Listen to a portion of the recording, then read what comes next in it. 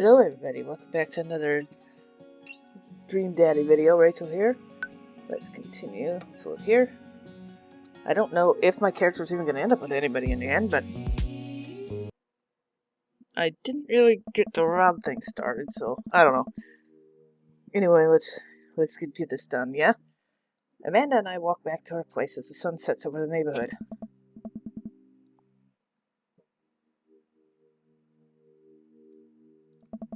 If I can impart any sort of wisdom upon you right now, and not that this was a bad situation, but if you're ever in an uncomfortable situation, always look for the silver lining.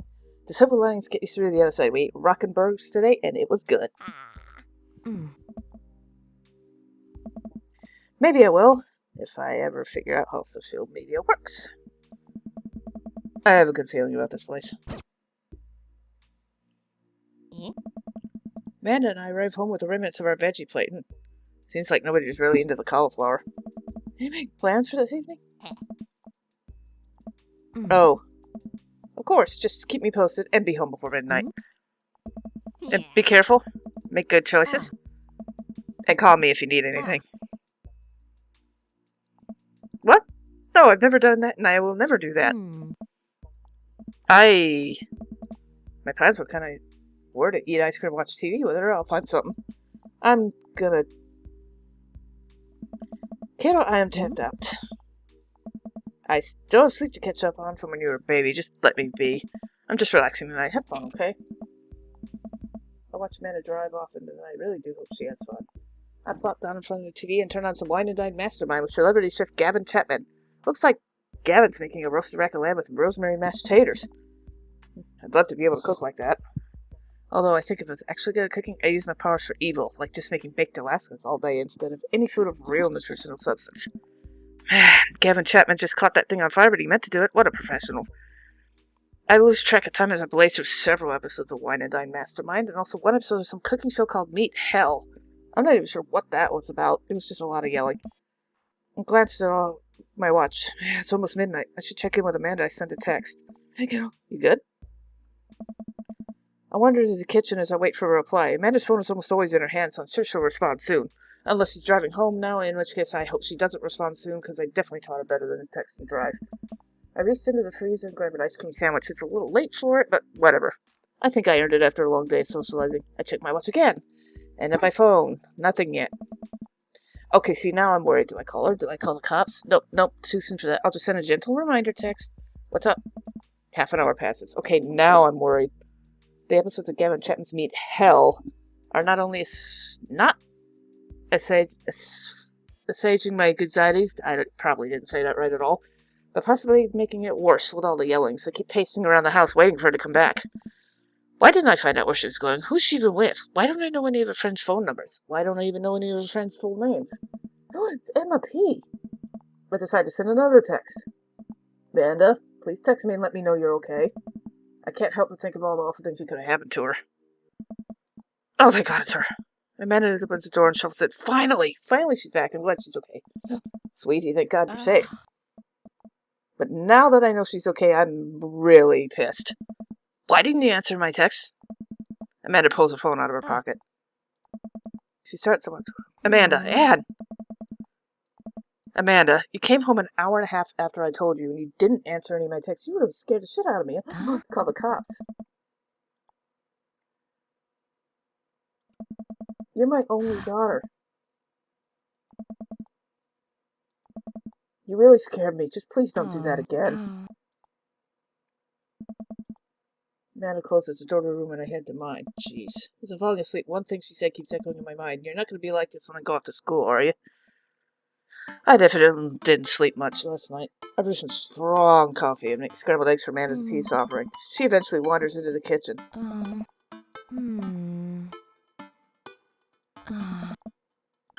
Well, you're an adult now. I shouldn't have gotten so worked up. Team Trevelyan. Want some eggs? I already did. Amanda scarfs the eggs in the time it takes me to wash the pan. Wait a minute. One more thing before you go. What's Dad Book? Wait. What's a social media platform? Come on. I'm an old man. I can't put together a profile on my own. She spends the next couple of minutes setting up my profile, which, as it turns out, is a place where dads can get together and talk about fatherhood.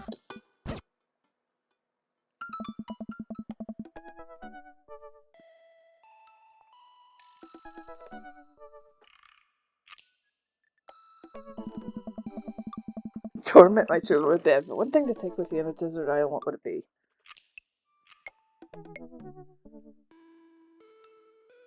A boat, obviously. What are your terms on?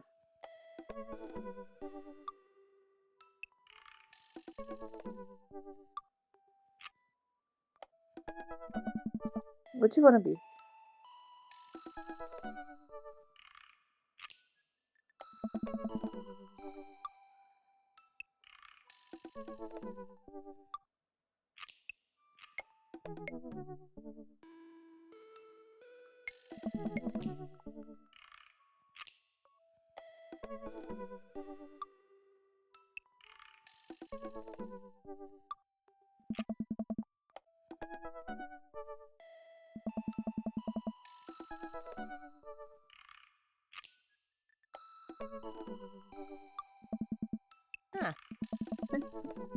Yeah, it was actually kind of fun. I could totally spend all day on here just looking at people's profiles.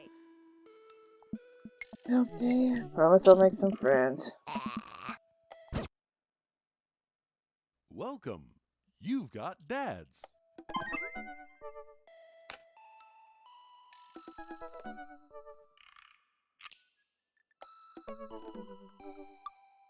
Oh boy. Question is, which one do I message? One moment. God, I don't know who to message. Well, I'll start with him, I guess.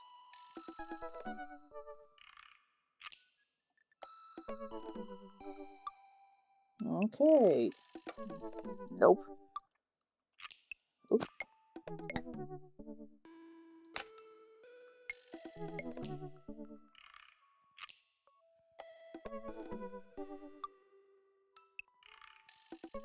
He does like animals.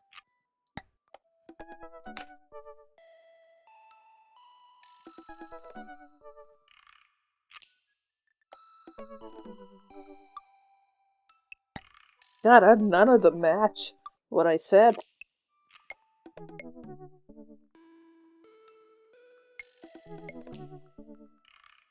I like him.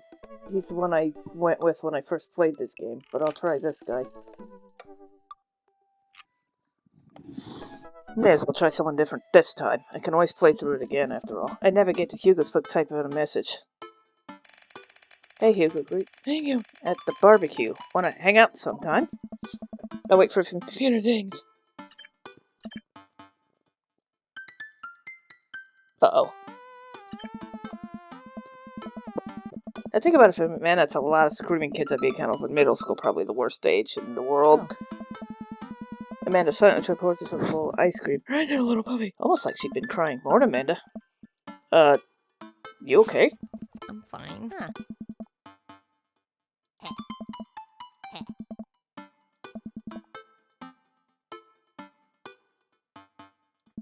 If there's anything going on, I'm here for you, and I always will be. Whether you need a shoulder cry or a dad to kick someone's ass, I'm only a phone call away. I'm unconvinced, but I stopped bugging her. She'll tell me eventually. Hey, how was middle school for you? Ugh. Hmm? I had my first crush in middle school and I'm still bitter about it. Alexis Stuggs, you hurt me, I'll never forget. Stare off into the distance from me. 24 hours we dated and 3 times we held hands between class. I don't remember the betrayal leaving me at Arnold Birmingham, him making me eat dirt in front of her. I don't want to talk about it. Oh, Mr. Vega requested my help to chaperone his middle school class to the aquarium. Just wanted to know what I was in for. Huh?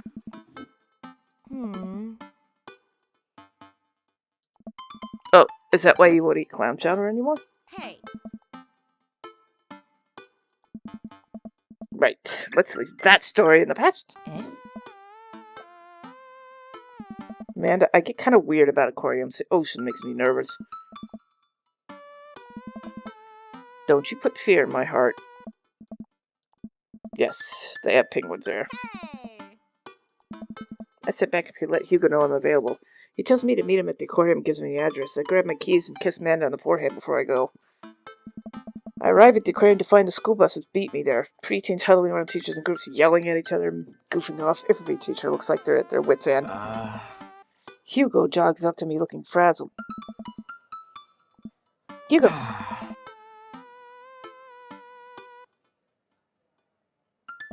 I lived through Amanda at 12. I am all too familiar. Hugo walks me to a gaggle of preteens who are still on the ground clicking the phones. They're not kicking each other like some of them. That's a good start. All the kids look up for a minute to stare at Hugo. They then go back to texting. Well, at least they're quiet. There's no way. They're too busy thinking about not getting food stuck in their braces to pull stunts. It's middle school. I think I remember where this is going. The classes start filing into the aquarium and Hugo hands out massive stapled packets of paper to each kid. The kids collectively groan and grab the sheets from him. What's in the packet?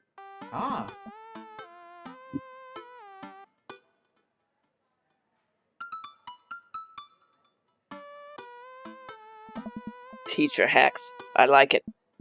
Wait, I thought you were an English teacher. What does the aquarium have to do with books?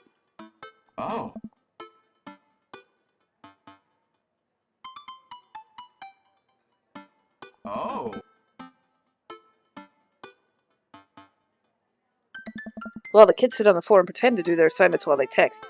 Hugo and I wander over to a large tank filled with brightly colored fish. Hugo points to a brown and white fish with long spines. Whoa. Nature is hardcore. Hugo points to a spiny, grumpy-looking fish hanging out near the bottom of the tank. That's a stonefish. Yeah, I've heard of those. And they just, keep it here?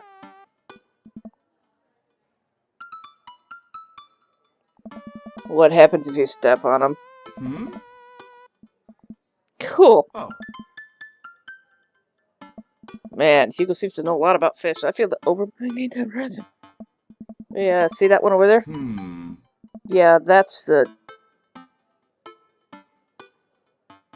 Ooh, shit, hold on. Sorry about that, folks. You'll notice the skip there. I had to go answer something. Anyway, I think I remember the right answer for this. Yeah? Did you know that this fish openly supports the legalization of marijuana? Times are changing, man. I'm playing it for the gag here. Kids to another room. Sharks, sea turtles, eels, and other marine life swim around a massive floor-to-ceiling aquarium. The kids began trying to take selfies with the sharks. Hugo leaves my side to separate two kids and start fighting over a Capri Sun. I walk around the room reading tiny little blurbs about different fish swimming inside enclosures. After a while, I look around and see Hugo again. He's gazing up at the aquarium in childlike wonder. The ripples in the water cast blue moving shadows across his face. For someone surrounded by angry hormonal preteens, he looks completely at peace. He looks really cute in this light. I hope he doesn't notice me looking. I walk over to join him. Great many mysteries lie in the ocean. It truly is fascinating to be able to observe it in setting such as this. We stand together for a moment, admiring the wonders of marine life. We eventually make our way to the touch tank room, which seems to be the only thing the kids are actually interested in. The tank's filled with a variety of horseshoe crabs, sea urchins, stingrays, and fish. I stand around the edges of the tank, keep a wary distance from sea life. Who knows what kind of nefarious plans those crabs have in my well-moisturized hands. Hugo rolls up his sleeve, sticks his hand in the water. Oh, I think I'm good. I think I should just stay over here and admire them from a respectable distance. Don't make fun of me, but I'm scared to touch them. I get weird when there's no glass separating us. I don't know what any of those things are. I get the feeling they'll probably bite me in my delicious hands if given the chance.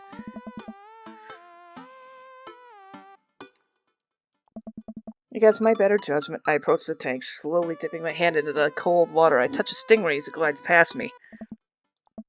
Feels like fun, slimy leather. I dive my hand back in the tank with a renewed vigor for ocean life.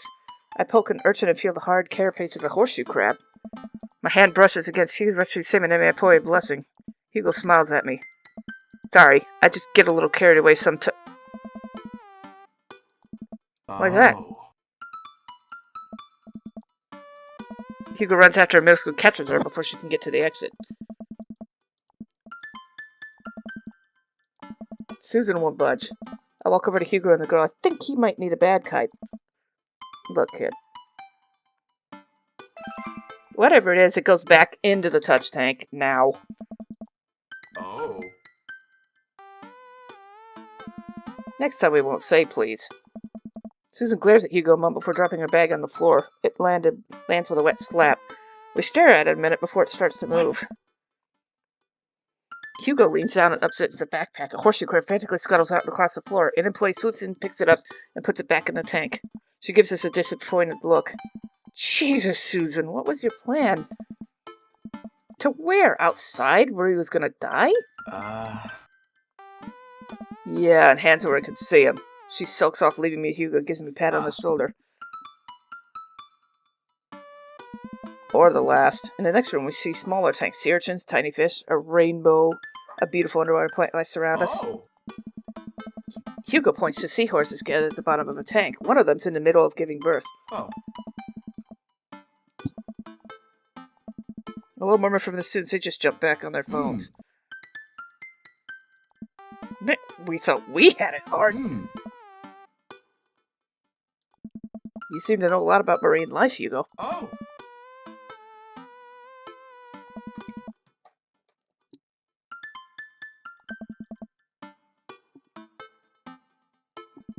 Good point, but I still don't trust the ocean. We finally make our way to my favorite part of the tour, the Arctic exhibit.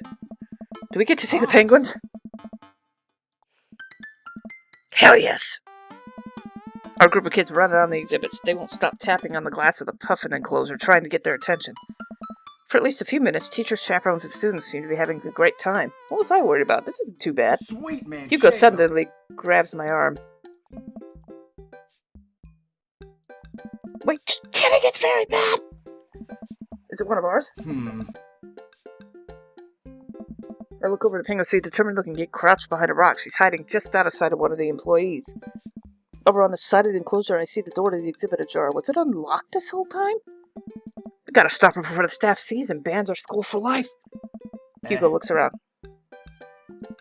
Hugo runs toward the puffin exhibit and addresses the entire room. The whole room turns toward Hugo.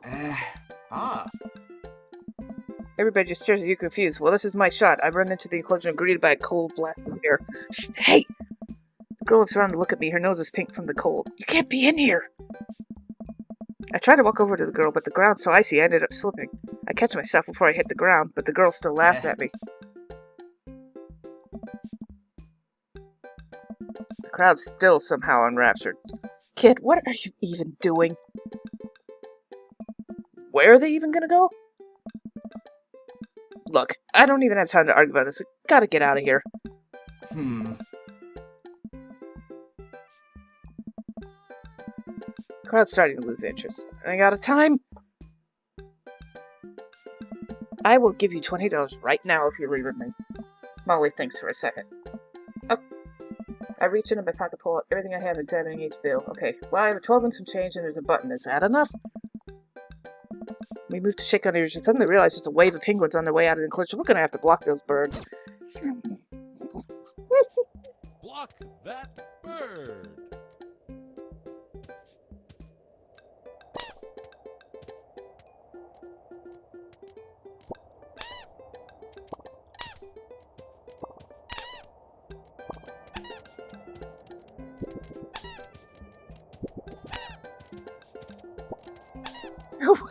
What am I even doing? Oh god.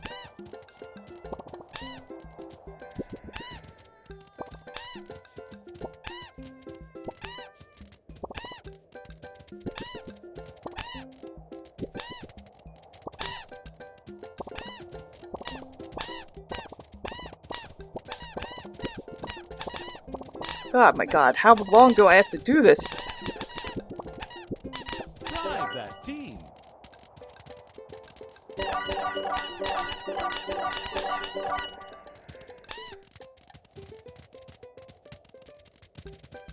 Oh my god, that was absolutely tough. Awful. Okay, I only lost 7, thankfully. I got an S. I still got an S. Okay, that works. Not that I don't think it really matters much. Whew, glad that's over just in time, too. Looks like Hugo's wrapping up his diversionary penguin speech. A few people in the audience clap out of a sense of duty. Everybody starts dispersing. Hugo spots us from across the way and runs over.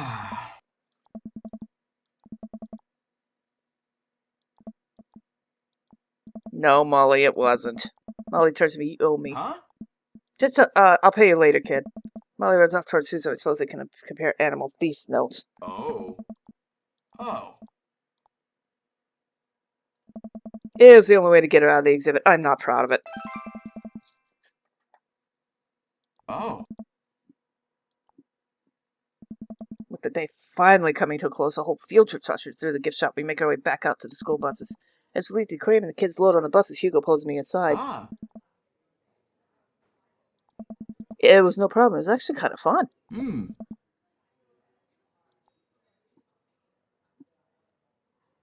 There is nothing on earth more satisfying than a good cheeseburger. Walk inside to find the house empty. I wonder where Panda's at. Actually, I think I'm going to actually stop there. Thanks for watching, and I'll see you all next time with whatever. Bye.